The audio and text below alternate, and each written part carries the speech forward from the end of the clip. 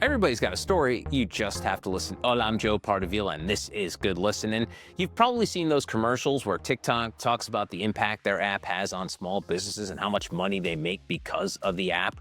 Well, TikTok also helps authors. You've probably seen the whole BookTok phenomenon and how authors and books are exploding thanks to TikTok. And my guest today is one of those authors. Her name is K.L. Walther. She blew up a couple years ago on BookTok with the book The Summer of Broken Rules. Well, she is back with her new book, While We're Young. We're going to talk about that book, how she became an author, get into the whole BookTok phenomenon, and what's next for K.L. Walther. K.L., welcome to the podcast. How are you? Hi, I'm great. Thank you so much for having me. Oh, you're very welcome. And so I want to start this conversation by our mutual love of a movie we both really, really love to our bones, and that's Ferris Bueller's Day Off. Now, there is a bit of an age difference between the two of us because I grew up in a time where I actually saw it in the movie theaters in 1986, probably well before you were born. But I want to go back into terms of like why that movie connected with me, because as a Gen Xer, slacker, like Ferris Bueller spoke to our generation, this sort of like ironic detachment from life, like basically just like using humor to get through the shit. So you not being a Gen Xer, I don't want to assume, millennial or Gen Z? Millennial. Okay. Tell me why Ferris Bueller connects to millennials, because even though our generations are pretty closely in terms of timelines, very different. Tell me why Ferris connected with you. Yeah, well, I think high school is such a universal experience. No matter what generation you're from, you attend high school. And that's hard, that's fun at times. And I think the senior skip day, that is another universal experience. Whether you participated in it or not, you know what a senior skip day is. And you love that magic that happens during that day. So that's what I connected with. I was such a goody two shoes, kind of still am. So I was so anxious the first time I watched Ferris Bueller, but I've watched it like umpteenth times now, and it's now a comfort movie for me. Wait, so does that mean you connected more with Ferris's sister, played by Oh Jennifer my gosh, Grey? my brother calls me Jeannie. It's like a running joke in the family. I am Jeannie. I am not, I'm not as angry as Jeannie is, but definitely connected more with Jeannie. That's a good thing. So you won't be making out with Charlie Sheen in a Oh, prison or no. no, good to know. All right, so the reason I bring this up for folks not familiar, your book is sort of inspired by Ferris Mhm. Bueller's Day Off, While We're Young. Tell me about connecting pop culture to books, because again, here's another Gen X thing. Like before Gen Xers came around, the idea of like referring to pop culture in pop culture was just never happened. I know Quentin Tarantino gets a lot of credit for this, but like you never saw those streams cross. Like in the movies in the 60s and 70s, they would never refer to pop culture. And once, us Gen X came around, we all did it. I mean, you look at music, rappers, is basically half of their songs is pop culture references. So tell me about why it was important connecting those two with the book. Yeah, so I grew up in a pop culture household. Jennifer Aniston is Jen in my house. Taylor Swift is Taylor. So we're always watching movies, TV shows, stand-up comedy sets, that type of thing. So that is what I'm used to. So writing contemporary fiction, I really wanted to ground my stories in the real world. And Ferris Bueller's Day Off is a movie in the real world. So I loved doing that retelling. But I do mention other shows. I think Squid Game is in there, Taylor Swift is in there, various bands. And so I love doing that. But the tedious part is this book is going to age. So you kind of want to pick references that are going to age. So that's always, I ask for opinions on that. Like I throw in Kendrick Lamar. He's a legend. I think that's going to age well. And then I've picked shows that have been popular the last few years. So I love doing that, but it's more tedious than you think it's going to be when you set out to. Yeah, you actually, Kayla, you just stole my follow-up question, because a book has a shelf life where it's like you're not, unless it's a mega bestseller, Kayla. Well, God bless, hopefully it is. You're not going to go in and do a reprint or like add a different chapter or something like that. So that I always find that balance interesting, especially when I was just, because SNL just celebrated its 50th, so I was watching old reruns, and like some of these hosts of musical guests, you're like, and I was alive for a lot of this, Kayla. I'm like, who was that? They Oh, got totally. they got on SNL. So how much? So in terms of writing this book, is that very stressful because you want to keep it contemporary, but you're like, oh my god, if I put this reference in 5 years from now, people are like, what is Kale even talking about?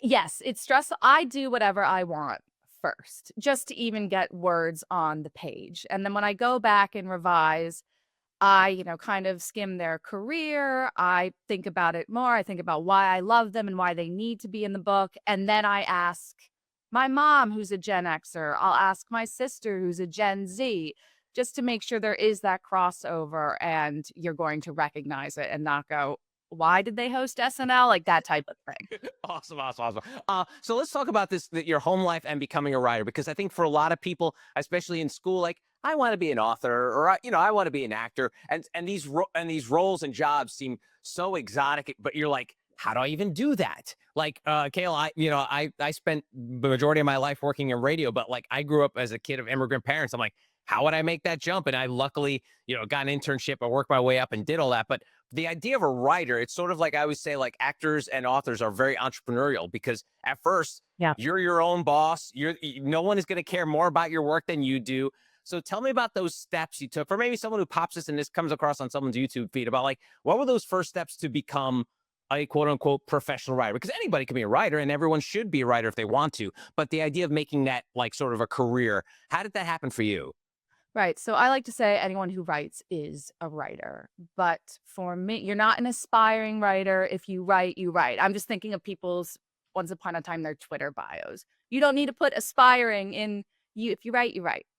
But I grew up devouring books. I always loved to read, especially young adult. And then when I was a sophomore in college, I needed to pick one last class to fill my schedule for the spring.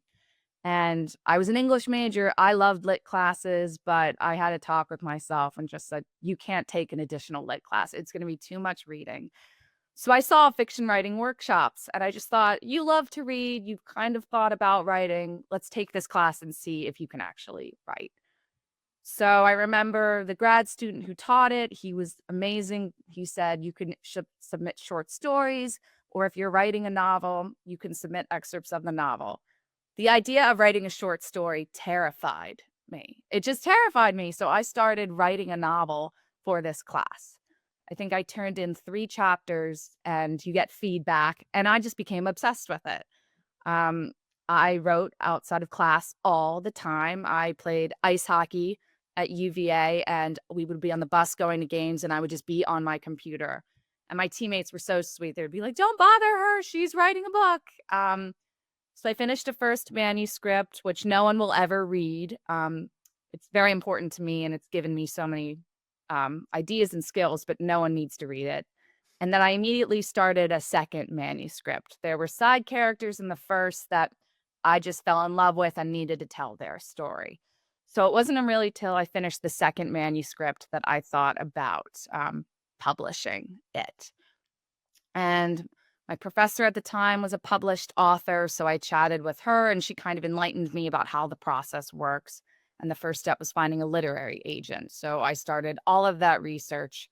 And after I very fortunately was offered representation, that's when, the games kicked off to submitting to publishers. Wow. Yeah. It's funny too how that world works because again, it's like acting where sometimes literary agents, you probably ran into this, don't want to represent someone who hasn't been published already because there's that sort of Absolutely. cycle. So was that infuriating to you as well? Because it seemed like the process was pretty steady because you had a mentor, but like, is it infuriating to be like, wait a minute, so I can't get an agent without being published, but I can't be published without being an agent? It's all very confusing to people not in that world.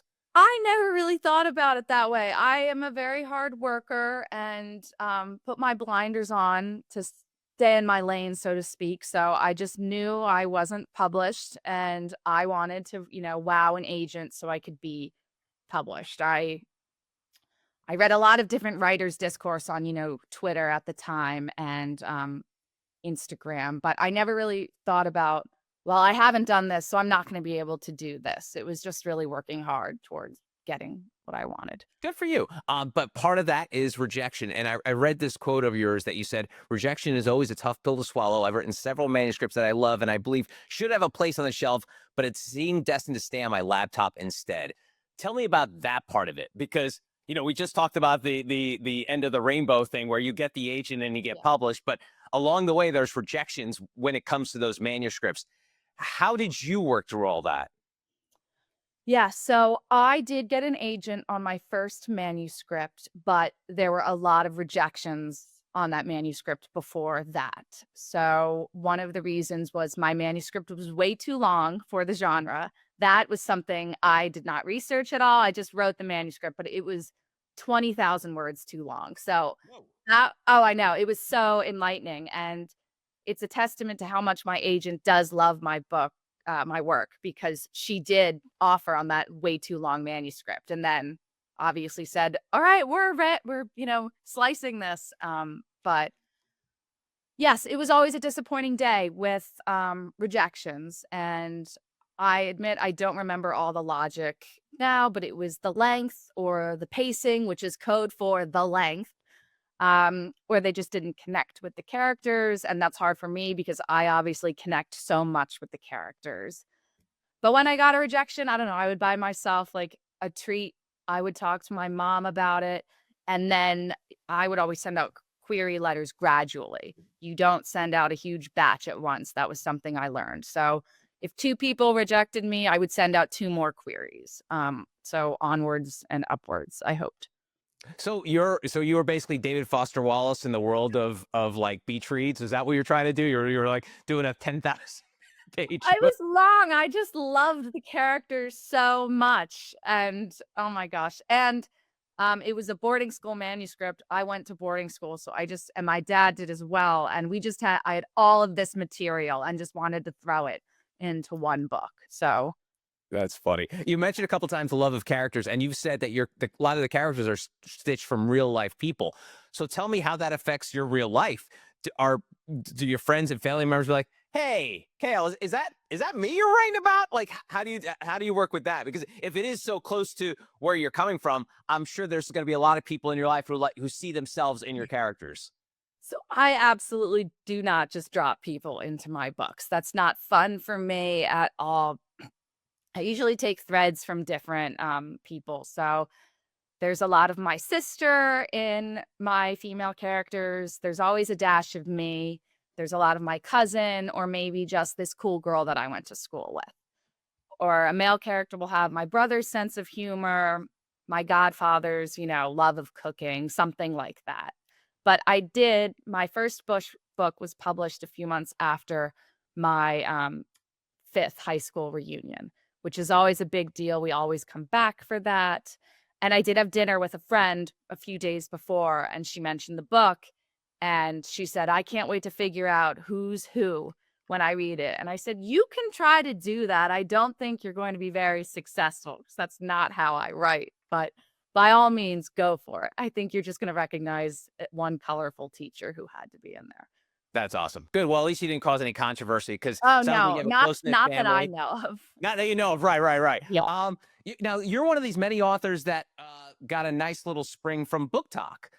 TikTok has been very important in your career, and I think if you told an author 20 years ago that a social media platform was going to help you launch your career or like grow your career, I think people would have thought like, "Oh, are you crazy?" Yeah. Because at that point, it's like Facebook, and no one was really doing other than like those groups and Reddit subthreads. You Yeah. never saw anything like that. So tell me about your relationship with TikTok. Was it something that you were embracing from the jump, or was it something that happened organically? And I know now there's probably people like book talk promotion. We'll help you sell your book on TikTok. I'm sure you've seen. I'm sure your inbox is full of stuff like that. So tell me about how your relationship to TikTok and how it helped your books.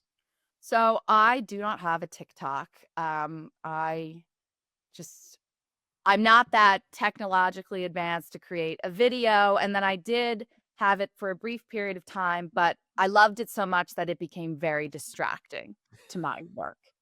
Um, so I deleted it. And then, however many months later, my cousin, who actually she does make TikToks, so she's into it. She texted me that a huge book talker had posted about my book. So from there, it was very organic, the videos. And eventually I was curious and did download TikTok for a time to watch all of these videos. And I'm just so impressed. The, aesthetic videos that are made, they just give me the warm and fuzzies that a book so personal to me, The Summer of Broken Rules, is so relatable and, aspirational too. I'm just wowed, honestly, and I feel very, very lucky. And when you found out that it was going viral on TikTok, were you like, "Wait a minute, what? How?" Like, to you, since you weren't a TikToker and didn't realize this whole subculture of book talk, were you surprised that that was actual a thing? Oh, well, I'm not surprised because I knew about BookTok and I love the Bookstagram community on Instagram. That's my main social media headquarters. So I know about all of these, above and beyond passionate readers. But yes, I was surprised they narrowed in on my book because I know it's the Hunger Games and all the fantasy books that have, the intense fandoms, which I so admire as well. But again, I'm just so flattered.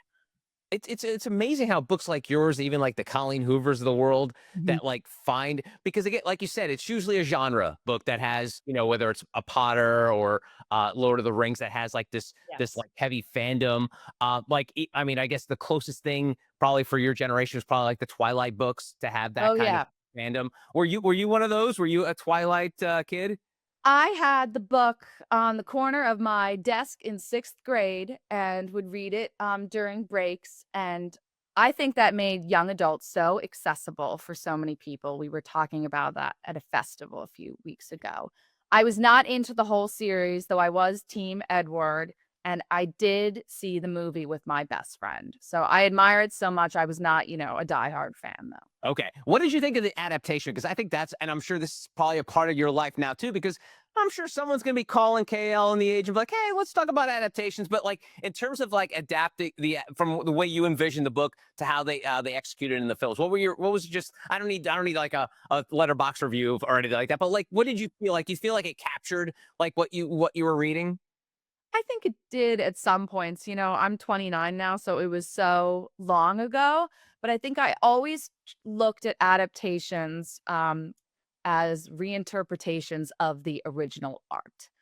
And reading is so subjective, I knew it was never going to capture the exact thing I pictured in the book. And I think that's a pretty healthy way to look at it.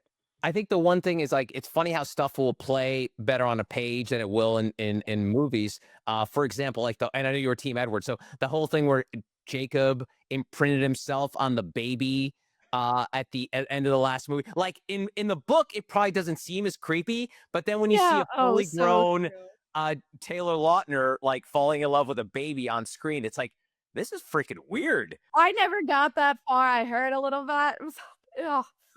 Yeah, I'm not gonna go back and watch that, but Okay, okay, yeah, I don't want to put that on you. No, I totally get it. And speaking of adaptations, have you had those conversations with your people? Because now you have people in terms of possibly adapting some of your books.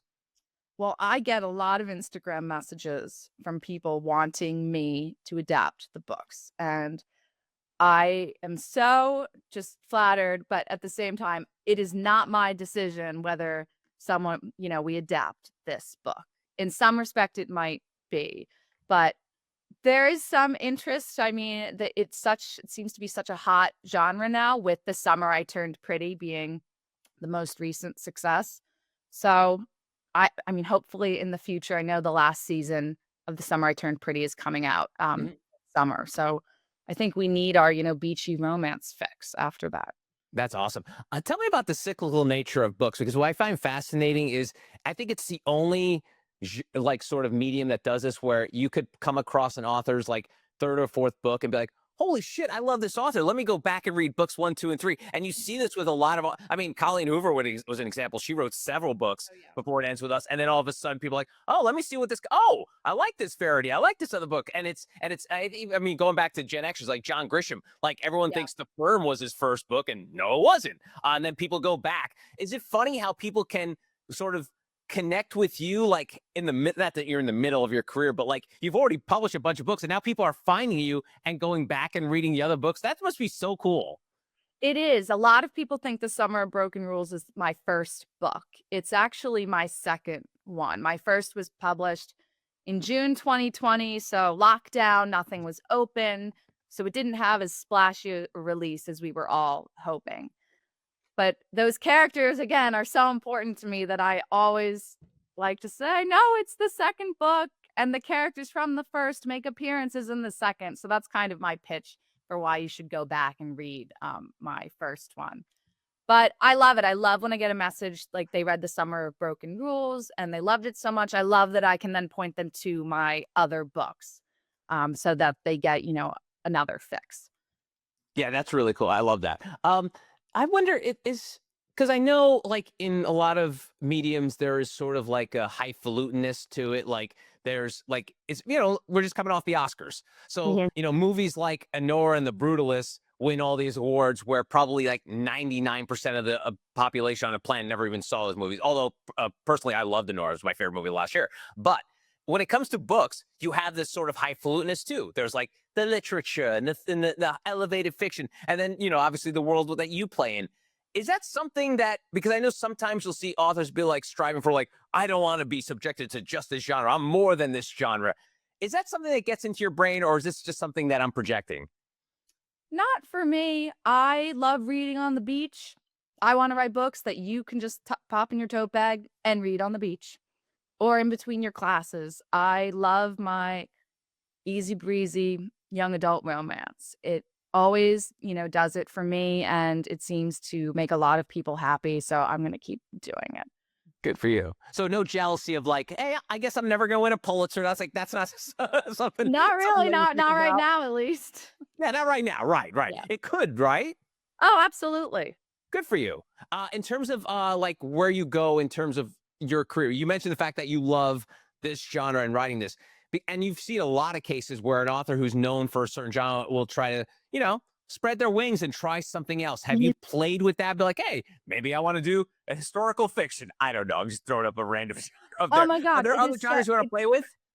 it's so funny because I had a launch event earlier this week, and somebody did ask if you could write another genre, what would it be? And I did say historical fiction. I read a lot of historical fiction.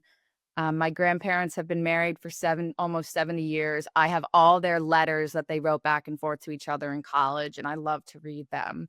So maybe I think it would need to be something I don't write on a deadline, though, because I'd like to leisurely research and figure out exactly what I want to do. Yeah, that seems like it would be a different mindset for you, right? Because Totally. a lot of that stuff, what you're writing is from your brain and your heart, where that it's like you actually have to research and look up dates and stuff like that. Right, yeah. It almost seems like you're back at school doing homework, right, KL? Mhm. I live in a family of history buffs, though, so I know I'd have plenty of guidance and it'd help. Oh, that's cool. Yeah, I do. I really enjoy historical fiction. I'm reading Between Two Fires now, the Christopher Bowman. It's like a horror medieval thing, and it's Oh, based wow. like during the plague. It's a lot of fun, but also I'll go back and forth and I'll read different genres. I actually Right. my system, KL, is like I like to like balance. I'll read a nonfiction and then a fiction, a nonfiction, a fiction, because I'm not one of these people, and I know people like this, KL. I don't know if you're like these that can read multiple books at the same time. I'm not smart enough to do that. Can you do that? I don't because I'm always writing a book at the same time. Okay. So I don't even read young adult while I am drafting a book. Okay.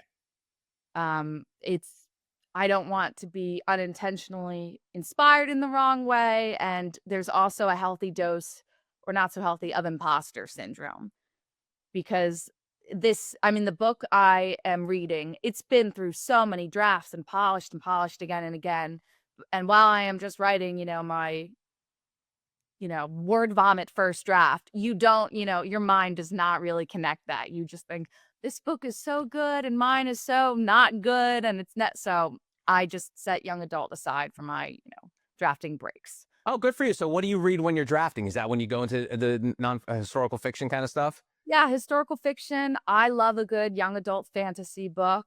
And then my fiance is very into history. So he's slowly getting me into the nonfiction history Very corner. nice. So, Mhm. in terms of like your, what you've mentioned drafting process, or do you get into the drafting process as soon as you finish? Like you just put out While We're Young. Do you now all of a sudden jump right into the drafting process? Because as people probably don't know, there's like once you've done that first manuscript, that that is just the beginning of it all. Like Oh, there's a yeah. lot to go after that. So once that's complete and the book is out, are you immediately on to the next project? Yeah, because I'm on deadlines, but I take like a week break at least to read my young adult romance that I've been saving to read and to catch up on TV and to with friends and just to relax for a week. And then usually after that, I feel recharged to jump into something else. That's awesome. And you know, the subject of connecting with your fans, we kind of touched on that earlier, but Robert Pattinson, ironically, we're tying this all together. I feel like it's a Christopher Nolan movie. Ryan Pattinson, famously from the Twilight movies, just gave an interview where he says, I feel like things are turning where fans don't want to know so much about their people that they love, whether it's actors, authors, whatever. And he's, as we all know, famously private. Not like one of those guys who's, you know, popping on TikTok like or have an IG account. And he says, like, I think there's something to be missed about having that mystery. How do you think about that? Like, because it's important, especially for young adult authors, to connect with their fans, Yeah. but also like that level of mystery. And I've always found that fascinating because, again, and I will say this, Kale, the Generation X is probably the best generation because it's lived in both these worlds. It was young enough to make the transition into this internet world, but at the same time, remember what it was like before that. I can see So that. how do you handle that in terms of like what you're able to share and connect with fans? I love my fans. I'm very in tune with them. I can't answer every Instagram DM anymore, but I did for a long time. I, love hearing how much my books mean to them on all different levels. I am mysterious about some things, I think, whether it's, film rights, for example, because whether or not anything is developing, I can't be totally transparent about that for reasons. And then they are very keen about a Summer of Broken Rules sequel. And so I am mysterious about that. And I also am transparent now because the demand is so high that it has to be the right story. I'm not going to have these characters on the page unless it is the right story for them. And that may happen someday, but That's cool. And I'm curious because, so like I mentioned, I worked in radio. And so for the first half of my career, there was no social media. So no one knew what I looked Mhm. like. But in the latter half of my career, there was social media. Then I would like, not that I was a star by any stretch, Kale, but if I would go out in public in the New York City area, there would be a random person like, hey, I love your show, blah, blah, blah. So how does, and again, not that you're Yeah. a TikToker, but you post, selfies and Right. stuff on Instagram.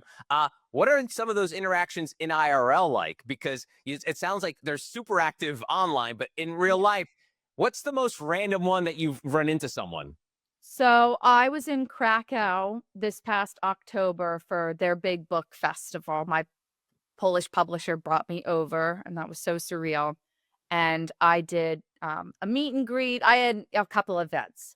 And then I was going souvenir shopping with my guide, and my agent had come as well. And I feel someone tug on my sleeve while I was looking at Christmas ornaments. And I turn around, and there's this young girl, and she holds up her phone, and it's a picture of me I had posted earlier that day. And she asks if I'm Kale Walther, and I said yes. And then she introduced herself and asked me to sign a few things. And then she thanked me and then went back to her mother. And my guide overheard her mother say, "See, I knew it would happen." And it turns out they couldn't get tickets for the event. But oh, it was so magical. Wow. I feel like you're living a John Hughes movie, what you're inspired by. That is definitely like a John Hughes end of Home Alone type moment. Yeah, I definitely, it was very special. That's so cool. That's awesome. I mean, the great thing about being an author too is the fact that like no matter what happens from this day forward, your books will live on. Like, Mhm. is that do you grasp? Are you too young to think about that? The fact that like even if you don't write another book again, and you probably will write another 20 or 30 books, probably. The fact that you've already written these books that have connected with people, the legacy. I'm gonna get really deep here, Cal. Like the legacy of what these books leave behind, and you see, I mean, a little girl in Poland, Mhm. you've connected with, like you of all growing up in Pennsylvania, the last thing you probably thought about was like, hey, one day I'm gonna be recognized in Poland. Tell me Totally. about what you think about your legacy will look like. I think I'm a little too young to really wrap my head around that right now, but I remember when The Summer of Broken Rules was published in 2021, my editor sent me an email on release day, and used the phrase perennial favorite when talking about the book. And I was like, oh, I did not, that did not, I did a like, yeah, okay, like we'll see, because I was lacking a little self-confidence. But yes, I mean, we're releasing a special edition of it in May. It blows my mind how connected people are to this book and that they want more from it. That's awesome. Awesome. Her name is Kale Walther. The book is While We're Young. And how weird is, I'm going to say this, New York Times and USA Today best-selling author. Is that freaky? Like having that in front of your words? I mean, Yeah. you've written your sort of like epitaph already. It's like that is going to be the first line when they say KL best-selling author. That's pretty cool. It's the coolest. I never expected it, so it's very much the coolest. Awesome. KL, thanks for the time. I really appreciate it. Thank you. And that's going to do it for this episode of Good Listen. If you'd like to catch up on past episodes or read up my blogs, go to joepardavila.com. If you enjoyed this episode and watching it on YouTube, hit that old thumbs up button. It's a small gesture, but it really helps my channel. If you're listening on Apple or Spotify, a 5-star review would be greatly appreciated. Thanks very much for joining us. We will see you next time. Adios.